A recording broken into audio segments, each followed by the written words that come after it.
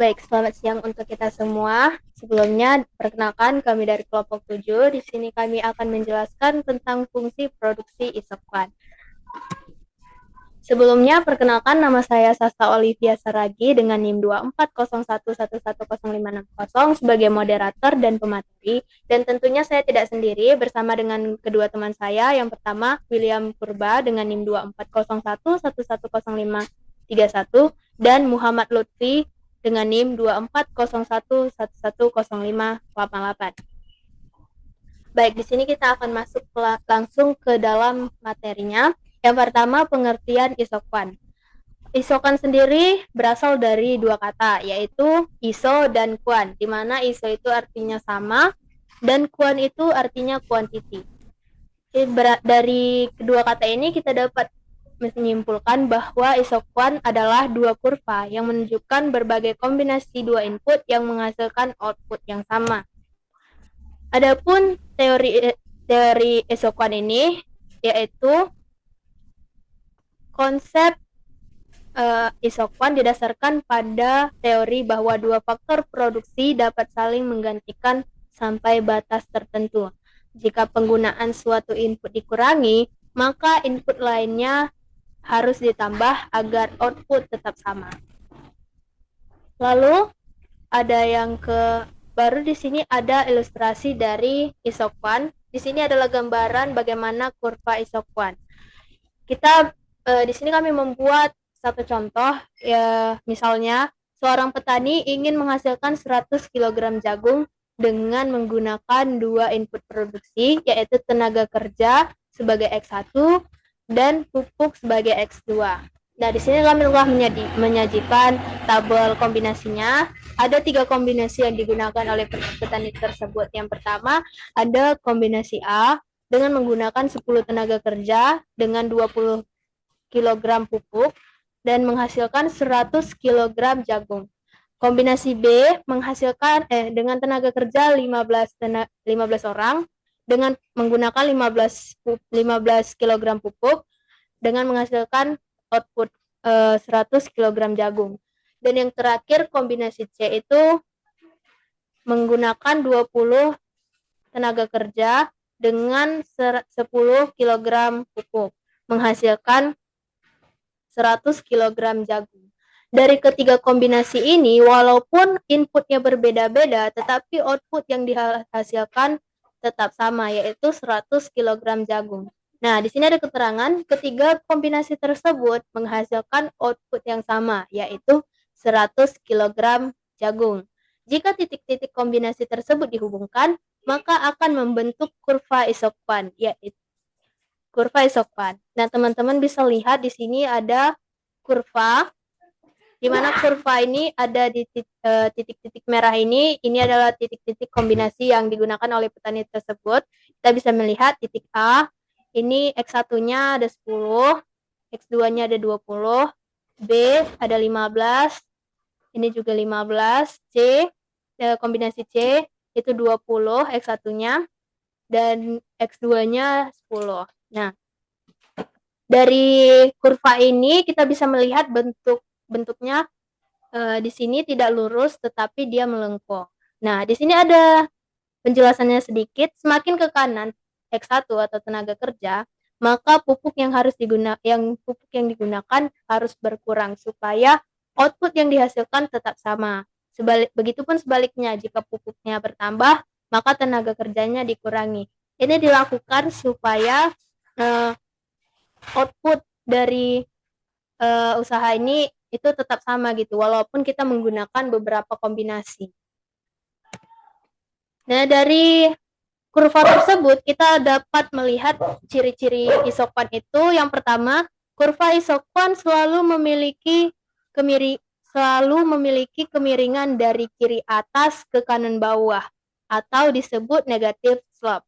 Hal ini menunjukkan bahwa apabila penggunaan satu input ditambah, maka penggunaan input yang lain harus dikurangi agar jumlah output yang dihasilkan tetap sama. Seperti yang kita lihat pada gambar ini.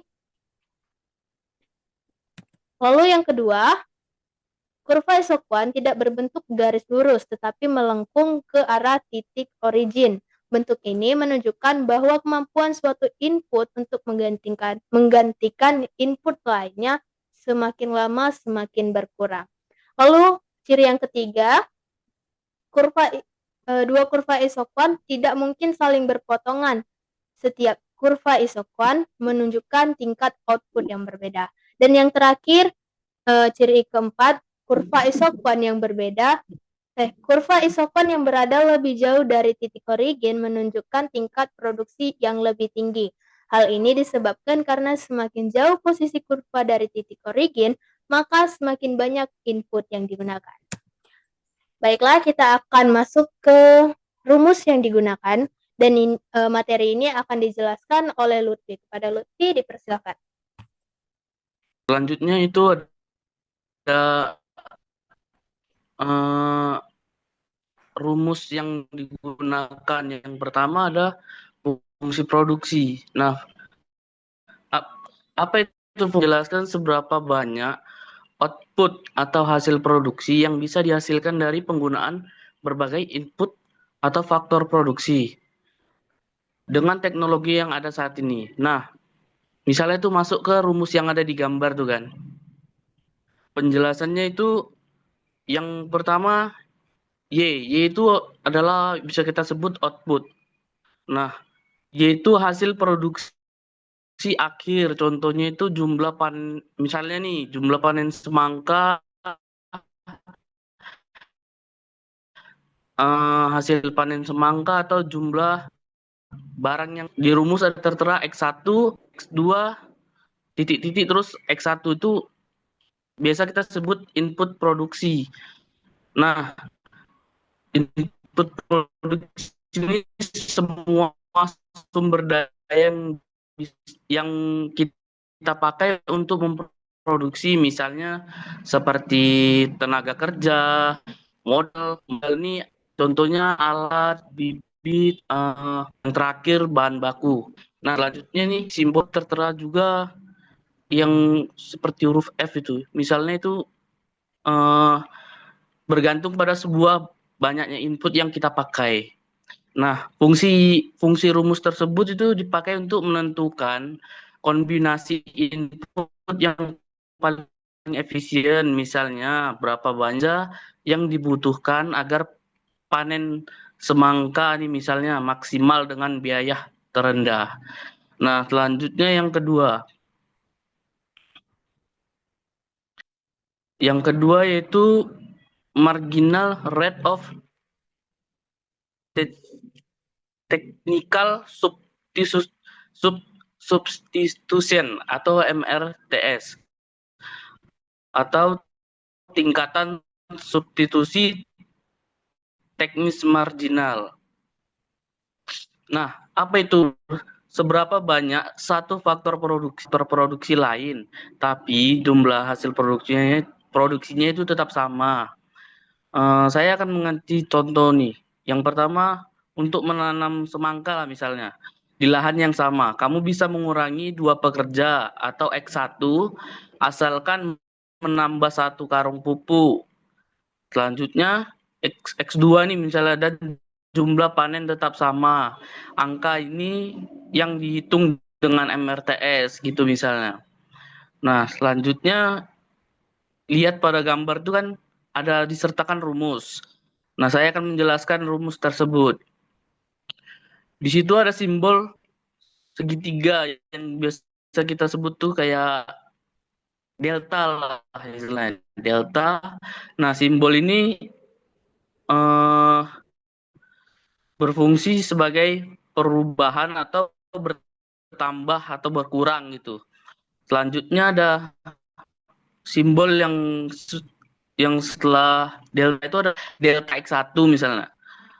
X1 ini perubahan jumlah itu pertama atau tenaga kerja. Nilainya biasanya negatif karena kita bagi jumlahnya gitu. Selanjutnya ada delta X. Delta X2 ini misalnya pupuk lah.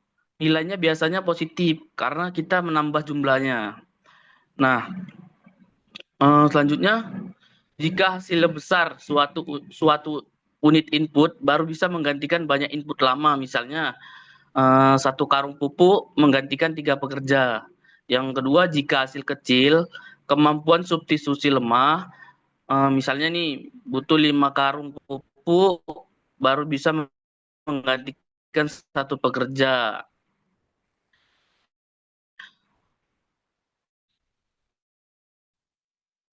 Setelah itu, eh,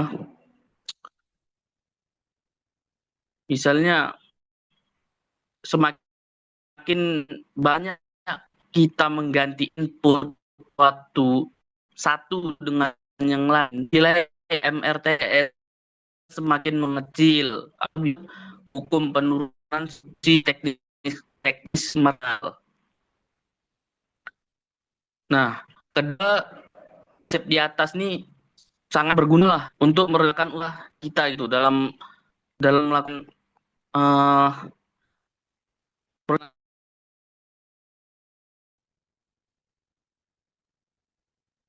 maaf, saya lanjutkan yang terakhir. Nah, jadi jadi dari makna dari slide di atas, kedua slide di atas, yang fungsi produksi itu menjelaskan berapa hasil yang didapat dari input saja. Nah, dari yang kedua yaitu MRTS itu menjelaskan bagaimana cara menukar antara input agar hasil tetap sama tapi biaya lebih hemat gitu. Nah, mungkin itu saja yang dapat saya sampaikan. Selanjutnya saya kembalikan kepada moderator. Terima kasih. Untuk slide selanjutnya tentang contoh soal dalam studi kasus akan dijelaskan oleh William.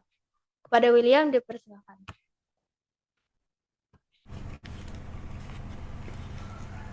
Baik, terima kasih.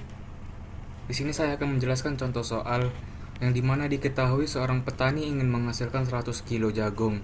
Untuk mencapai target tersebut, petani dapat menggunakan beberapa kombinasi penggunaan tenaga kerja X1 dan X2 pupuk. Seperti dalam tabel, semua kombinasi tersebut menghasilkan output yang sama, yaitu 100 kilo jagung. Next.